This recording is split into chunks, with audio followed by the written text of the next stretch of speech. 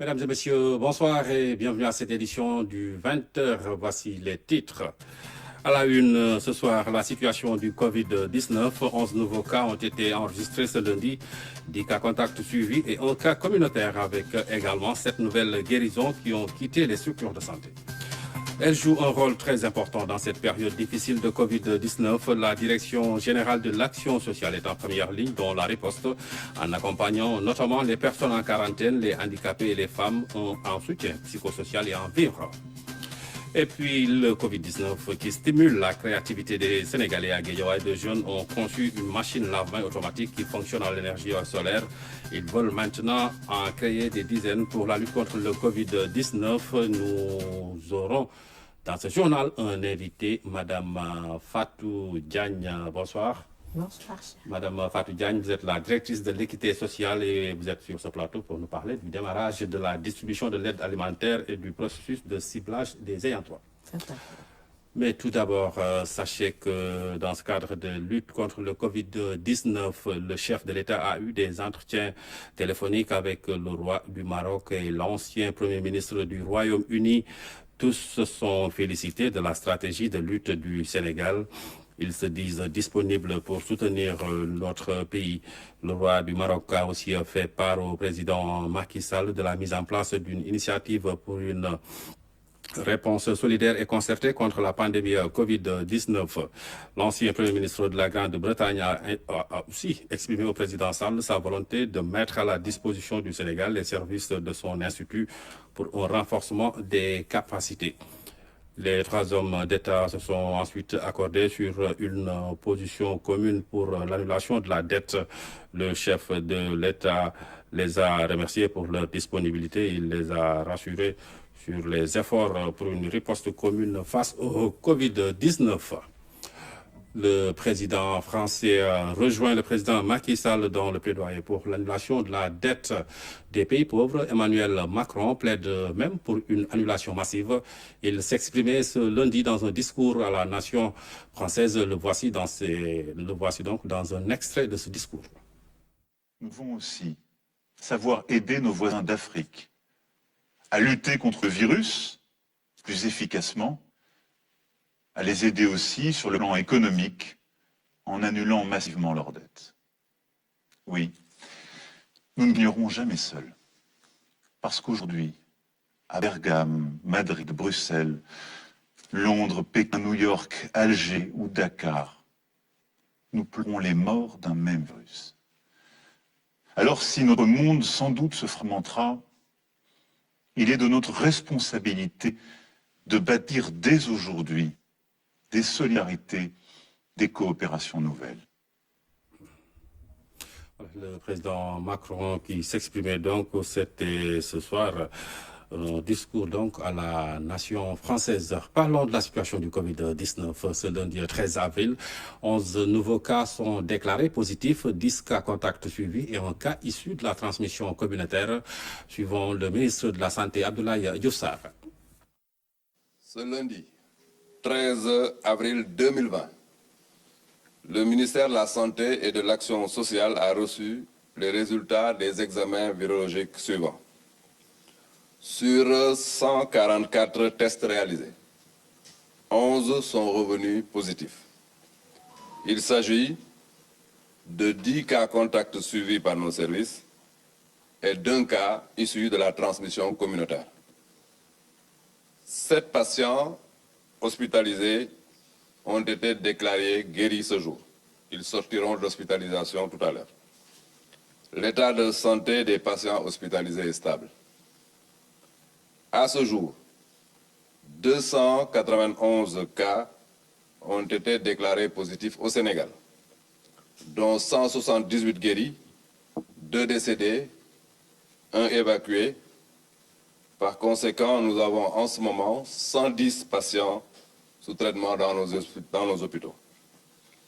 Le ministère de la Santé et de l'Action sociale exhorte les populations au respect strict des mesures de prévention individuelle et collective. Je vous le disais dans les titres, plein feu ce soir sur la Direction générale de l'action sociale dans la riposte contre le Covid-19. Elle joue un rôle très important. Elle accompagne depuis le début de la pandémie des personnes mises en quarantaine sur le plan psychologique notamment. Lamine Touré. Elle est aux manettes de la riposte psychosociale contre le Covid-19. Ce matin, comme d'habitude, Dr Aram Topsen préside les travaux de son quartier général. En rapport avec la mission de coordination de la pandémie, la direction sociale du ministère de la Santé est aussi sur le pied de guerre. Dans ce cadre, la direction de l'action sociale est chargée de la prise en charge psychosociale. Dans la prise en charge psychosociale, il y a une prise en charge psychologique, il y a également une prise en charge, une assistance sociale. En clair, c'est un travail d'interface qui se joue à ce niveau, en parfaite intelligence avec les autres acteurs de la chaîne de lutte contre le coronavirus. C'est en général le MCR ou bien le chef de service régional qui nous informe. On rentre directement en contact avec le comité régional ou bien le comité départemental qui est dirigé soit le gouverneur ou bien le préfet et on commence les interventions. Nous créons les conditions pour justement donc fournir des repas, une alimentation aux personnes en confinement, mais également nous prépositionnons des kits d'hygiène. Certains bénéficiaires de cet appui sont soit en confinement ou en quarantaine. Et là encore, par moment, des problèmes psychologiques surgissent. En général, l'enfermement, c'est la claustrophobie souvent. Il y a des gens qui n'acceptent pas d'être enfermés. La dernière fois, il y a un MCD, un médecin-chef de région, qui nous a appelé pour nous dire qu'il a confiné des personnes vraiment qui refusent à être vraiment dans une chambre. Donc, ces personnes veulent être ensemble, elles ne veulent pas être isolées. Les personnes qui sont en confinement, il y a un stress qui est là et qu'il faut gérer. Et là aussi, nous travaillons avec des collègues, des psychiatres et des psychologues qui gèrent ce stress-là à distance. Vous avez suivi avec les étudiants qui étaient en Chine. La direction de l'action sociale travaille à distance dans beaucoup de cas. Le télétravail est ici utilisé pour remonter les données journalières au niveau régional. Dans l'action également, elle s'emploie à lutter contre la stigmatisation. Ceux qui sont malades et qui sortent sont guéris, ils sont testés et ils sont guéris, négatifs. Donc, logiquement, c'est eux qui doivent se méfier, n'est-ce pas, de ceux qu'ils vont aller trouver. C'est pourquoi maintenant on délivre des certificats de guérison, n'est-ce pas, pour attester que cette personne-là, n'est-ce pas, n'est plus malade. Donc maintenant, c'est l'inverse qui doit se faire.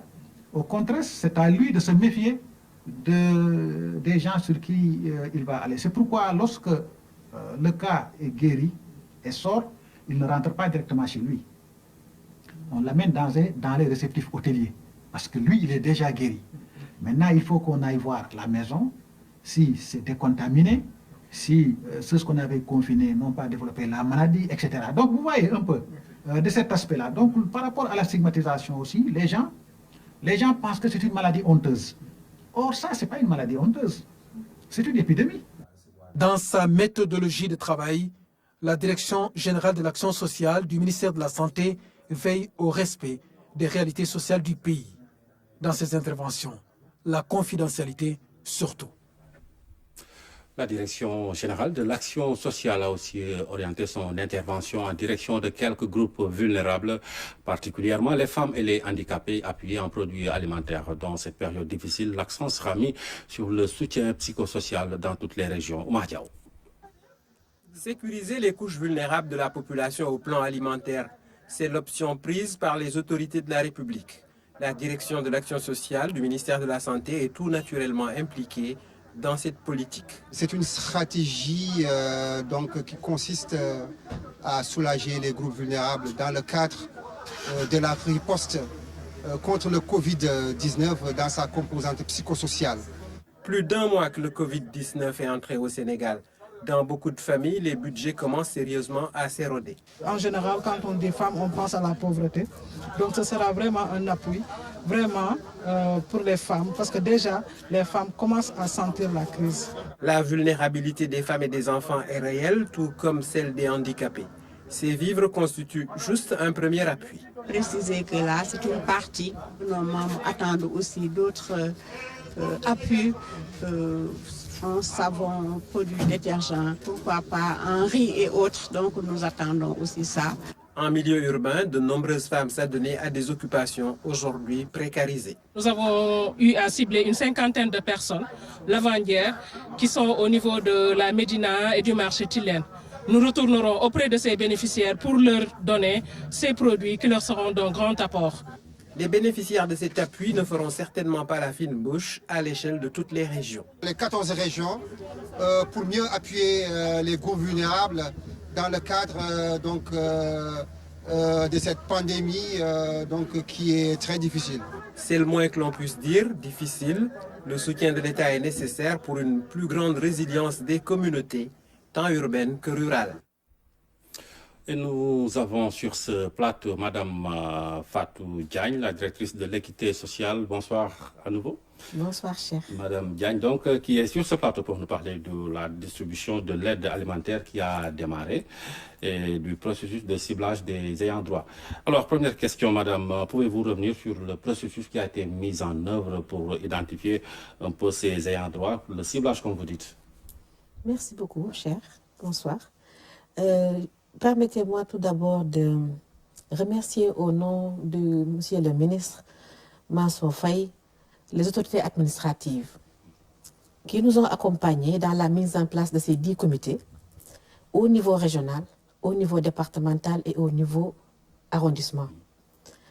Je voudrais profiter de l'occasion pour lancer un appel à l'endroit des maires, parce que les comités communaux, au niveau des mairies, laissent un peu à désirer. Pourquoi?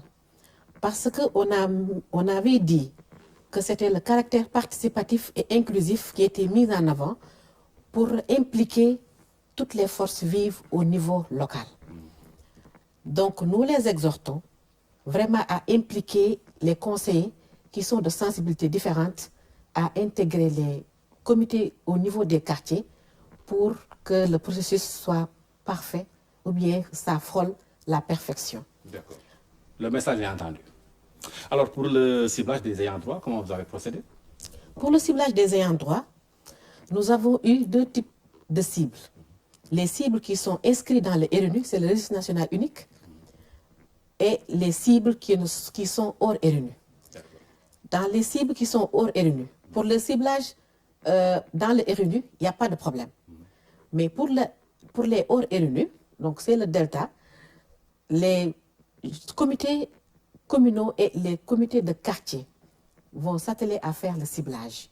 On ne dit pas recensement, on a dit ciblage. Donc il y a un certain nombre de critères qui ont été mis en avant pour que ces comités-là mettent le focus sur ces critères pour pouvoir choisir les ayants droit pour cette aide alimentaire. Ces critères, on peut connaître ces critères, on peut les connaître? Oui, les critères, parmi les critères, il y a les personnes qui sont impactées directement, malades ou bien guéries, ou bien mis en quarantaine, mais également du Covid. Mais également, il y a les personnes qui ont vu leur activité, en tout cas professionnelle, fortement impactée par cette crise-là. Donc, je dirais qu'il y a les travailleurs de nuit, il y a les gargotières, il y a les chauffeurs à qui on a demandé de réduire le nombre de clients. Il y a les gens, il y a nos mamans qui travaillaient à tout bout de rue, qui vendaient des fondés, qui vendaient aussi, qui faisaient le petit restaurant. Et donc, c'est ces genres de personnes-là qu'il faut appuyer parce que leur activité économique a été fortement impactée. Donc, c'est ces gens-là à qui on a demandé de se rapprocher des comités communaux, des comités de quartier pour être pris en compte dans ce ciblage-là. À côté de ceux qui sont inscrits dans le RNU et à côté aussi de ceux qui ont eu à bénéficier de bourses de sécurité familiale. D'accord. Et qui sont facilement identifiables. Très bien. D'accord. Alors, vous avez parlé des comités. Est-ce qu'on peut connaître leurs tâches? Qu'est-ce que vous attendez de ces comités? Ces comités, le comité communal, par exemple, va lui s'atteler à faire la répartition des quotas par quartier. Ensuite, à veiller à ce que toutes les forces vives, comme je l'ai dit tout à l'heure, au niveau des quartiers, soient impliquées dans le ciblage. Ensuite, il faut que les conseillers qui sont de sensibilités différentes soient impliqués. Parce qu'il y a urgence, mais nous voulons aussi la transparence. Qu'est-ce que vous entendez par sensibilités différentes? Des conseillers qui sont de sensibilités différentes? Des conseillers qui ont été élus par des listes autres que la liste du maire, par exemple. D'accord. C'est ça. D'accord. Alors, on a dit donc que vous avez démarré la distribution de l'aide. On a vu ce week-end les camions qui partaient de Dakar. Alors, sur ce terrain, comment ça se passe, les premiers échos? Est-ce qu'on peut avoir une idée? On n'a pas encore démarré la distribution. Ah, d'accord. On est à la première phase, c'est la phase d'acheminement des vivres. D'acheminement, d'accord. Acheminement des vivres vers les magasins de stockage du commissariat à la sécurité alimentaire et des casernes. Parce que n'oubliez pas que dans cette opération-là, on est en collaboration avec les forces de défense et la gendarmerie. D'accord. D'accord. Une peut-être dernière question, Madame Fatou Diagne. Alors, je vais revenir sur les personnes qui ne sont pas inscrites dans le RNU. Alors, vous avez parlé donc de tous ces travailleurs qui ont été impactés, mais ça ne va pas être facile quand même de recenser, sinon de venir en aide à toutes ces personnes. Puisqu'ils ne sont inscrits nulle part, justement. Ils ne sont inscrits nulle part. C'est pourquoi d'ailleurs, on a fait ce ciblage-là. Parce qu'on ne peut pas aussi procéder à une distribution sans au préalable définir à qui est destiné cet appui. Il faudra faire un ciblage et un ciblage correct pour que ces populations, cette aide-là, puisse parvenir aux vrais ayants droit. D'accord. Et c'est peut-être à ces personnes-là de venir vers vous, s'identifier, en justifiant un peu leur activité. Les personnes sont dans les quartiers et le comité de quartier est dans le quartier. D'accord. Et c'est des personnes, c'est l'imam du quartier, c'est le curé, c'est une représentante des femmes, une représentante des jeunes, la société civile, les parlementaires, HCCT, Conseil économique et social. Donc c'est tout ce beau monde-là qui s'assoit ensemble, passe en assemblée et valide le ciblage donc, au niveau local. D'accord. À quand le démarrage de la distribution de cette aide? Tout de suite après l'acheminement. C'est-à-dire l'acheminement a démarré? Dans 7 jours. Dans 7 jours. Oui. Voilà qui vient de Madame. Oui? Au plus tard. Au plus tard. Merci Madame Fatou Diagne. Vous êtes la directrice de l'équité sociale et vous étiez sur ce plateau pour nous parler donc de l'aide alimentaire qu'on va distribuer aux ayants droit et également du processus de ciblage de ces personnes. Merci à vous. Merci. Vous le savez sans doute, les cas communautaires inquiètent au plus haut point les services médicaux. C'est une source très rapide de propagation à grande échelle du Covid-19. Et c'est fort de ce constat que des élus locaux prennent des mesures pour lutter contre la pandémie. À Keur Massar, 500 000 habitants, 5 personnes ont été testées positives. Le maire lutte contre les rassemblements, entre autres, Ramataden. Le rond-point Keur Massar, un lieu de ralliement pour des centaines de milliers de personnes tous les jours. Des rassemblements à éviter en cette période de Covid-19. Il s'agit d'un arrêté que l'autorité préfectorale a pris pour interdire d'abord tout stationnement de véhicules, de cyclomoteurs et de véhicules hippomobiles au niveau du rond-point de Keur Massar et à 500 mètres de part et d'autre. Il s'agit également d'une interdiction de toute activité commerciale, à l'exception de la vente des denrées de consommation courante au niveau du rond-point de Keur Massar et de 500 mètres sur un rayon de 500 mètres de part et d'autre. Des dispositions importantes sont prises puisque près de 500 000 personnes se réveillent chaque jour à Keur Massar sur une superficie de 26 km².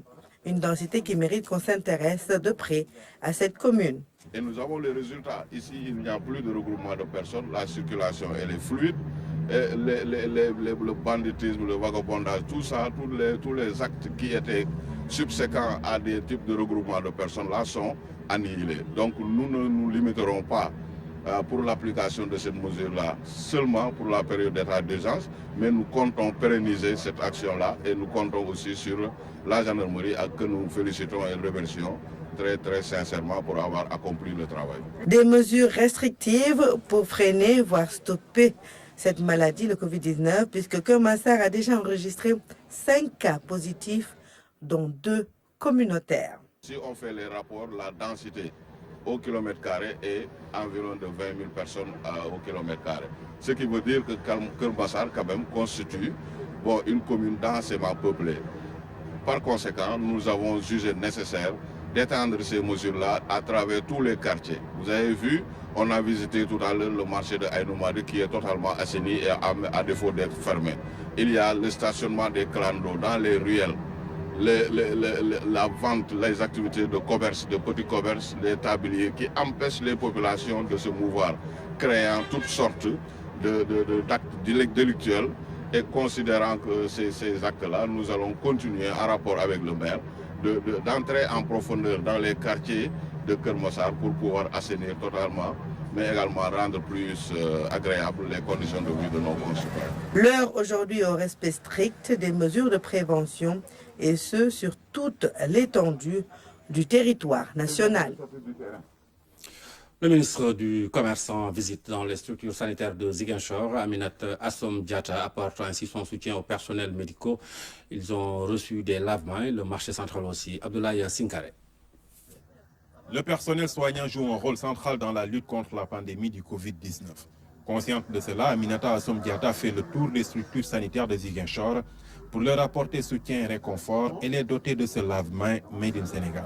Un geste noble, très important, consistant, effectivement, des lave-mains qui ont été fabriqués par des nationaux.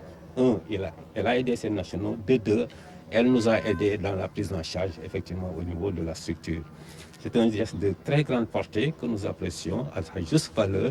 Un geste de haute portée mis à profit par le ministre du Commerce pour recueillir certaines préoccupations de structures qui polarisent toute la zone sud et accueille même des patients de la sous-région. Pratiquement chaque jour, nous ne recevons pas moins de 4 à 5 patients qui nous viennent de la Guinée-Bissau.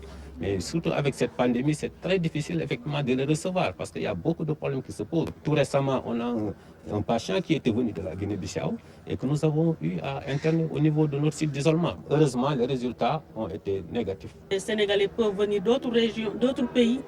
Et également, nos frères d'autres pays peuvent venir dans la région. Et il faudrait que nous soyons prêts à prendre en charge tous les cas qui pourraient être signalés. Donc c'est la raison pour laquelle j'apprécie fortement les échanges que j'ai eus avec les responsables des structures. Et nous ne manquerons pas de porter, en tout cas, les préoccupations qu'ils ont portées à mon attention auprès de la plus haute autorité de ce pays et également auprès du ministre de la Santé. Le ministre du Commerce a aussi remis des lave-mains au marché central, au quai de pêche et au commissariat central de Ziguinchor. Vous le savez aussi, le Covid-19 met en lumière le savoir-faire des jeunes Sénégalais. 2 jeunes de Guédiawaye ont créé une machine de lave-mains automatique. L'outil fonctionne à l'énergie solaire. L'objectif de ces concepteurs est de réaliser des dizaines de machines pour la riposte contre le Covid-19. Salut Sec. Sam Notaire, dans le département de Guédiawaye. Ici, la lutte contre le Covid-19 est une affaire de tous. Ce soir, au quartier Cité Djongroup, un nouveau dispositif est mis en place pour permettre aux populations de respecter l'un des gestes barrières. Cette nouvelle machine de lavage automatique des mains fait désormais partie du décor du quartier. Ce sont des jeunes de mon quartier qui ont parvenu à inventer une pareille machine. Je suis tout à fait comblé. Et je pense qu'en tant que citoyen, notre rôle, c'est vraiment de les accompagner. Et nous sommes en train effectivement de voir par quelles voies et moyens vraiment de les accompagner. Kaira Khassou est un concept imaginé et concrétisé par 2 jeunes Sénégalais passionnés par l'électronique et l'invention technique. Leur génie est aussi un combat contre le coronavirus. Nous avons vu un risque d'à part les robinets, là où il y a contact. Moi, je viens de toucher. Par exemple, si j'étais porteur de la maladie, je touche un objet, je me lave, je pars, quelqu'un vient toucher, peut l'emporter avec lui. Donc, dans ce sens-là, nous avons décidé d'évoluer et de mettre en place un système de lavage automatique. C'est un moyen pour nous de participer à la sensibilisation dans la lutte contre le Covid-19. Nous n'avons pas d'argent pour participer à la force Covid-19. La seule force que nous avons, c'est notre connaissance pour réaliser cette machine. Cette machine automatique s'adapte aux réalités tropicales parce que fonctionnant avec de l'énergie solaire, L'appareil dispose d'un distributeur de savon liquide et de l'eau, un réel savoir-faire pour du bien-être. La manière dont elle fonctionne, elle est simple. Dans un premier temps, il y a un compartiment avec du savon liquide. Il n'y a qu'à entrer, glisser la main et le savon liquide va venir. Donc, vous frottez les mains, il y a un autre compartiment, vous entrez vos mains, l'eau vient automatiquement. Et cet appareil aussi, elle fonctionne à l'énergie solaire, elle est autonome. Nous avions voulu la rendre autonome parce que nous savons ici, on n'a pas assez de ressources, vraiment. On a voulu miser dans ça. Dans l'atelier, tout va vite. L'objectif de ces jeunes est de réaliser des dizaines de machines le plus rapidement possible pour endiguer la propagation du virus. Il y a une chaîne de production qui est mise en place, il y a des machines sur lesquelles on est en train de travailler et aussi on est en train de penser à de nouvelles innovations, apporter de nouvelles innovations à nos machines, perfectionner cela et la rendre aux pointes de la technologie. Depuis l'apparition du Covid-19 au Sénégal, le savoir-faire des Sénégalais se révèle presque chaque jour au grand bénéfice des populations. Le jeune Sénégalais qui s'affirme avec le Covid-19. Les officiers généraux de la deuxième section des forces armées participent au combat contre la pandémie du coronavirus. Ils ont remis un chèque de 5 500 000 francs CFA au ministre des Forces armées, une initiative qui répond à l'invite de l'État dans la gestion de cette crise sanitaire. Lui, Philippe Sagna. Un geste symbolique pour contribuer à l'effort de guerre. Les officiers généraux de la deuxième section ont voulu répondre à l'appel de la nation face à une pandémie aux effets dévastateurs. Nous étions venus montrer notre solidarité nationale, puisque le président, quand il a parlé de ce problème, il a parlé de guerre, il a parlé d'ennemis. Évidemment, forcément, nous, ça amène une réaction de notre part. Même si c'est modeste, nous avons tous eu au même moment la même réaction. On tenait quand même à être présents d'une part et d'autre part à mettre nos autorités au courant de notre petite contribution. Et de ce côté-là également, les chefs d'état-major des armées, Jean Diop, aussi bien que le haut commandant de la gendarmerie maritime, ont été informés dès le départ pour notre démarche. Une initiative saluée par la tutelle, Maître Sidiki Kaba, qui a rappelé l'engagement des forces armées dans cette lutte contre le Covid-19.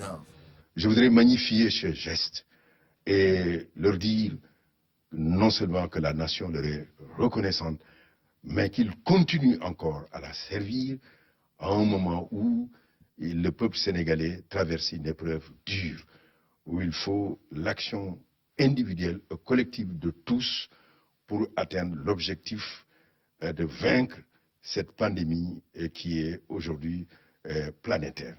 Je voudrais encore le dire au nom du président de la République, Macky Sall, que ce geste est un geste très important et il sera apporté donc tel que cela a eu lieu aujourd'hui au président de la République, Macky Sall, chef suprême des armées. Depuis le début de cette pandémie au Sénégal, la contribution des forces armées est significative. Ce geste des officiers généraux de la deuxième section sera renforcé par d'autres actions pour appuyer le comité de gestion de cette crise. Eux aussi ne sont pas en reste les fournisseurs d'intrants et les opérateurs économiques du ministère de l'Agriculture et de l'Équipement rural qui ont contribué volontairement à la lutte contre le Covid-19. Ils ont réussi à mobiliser 194 millions pour, disent-ils, répondre à l'appel du président Macky Sall. Youssouf Kaba.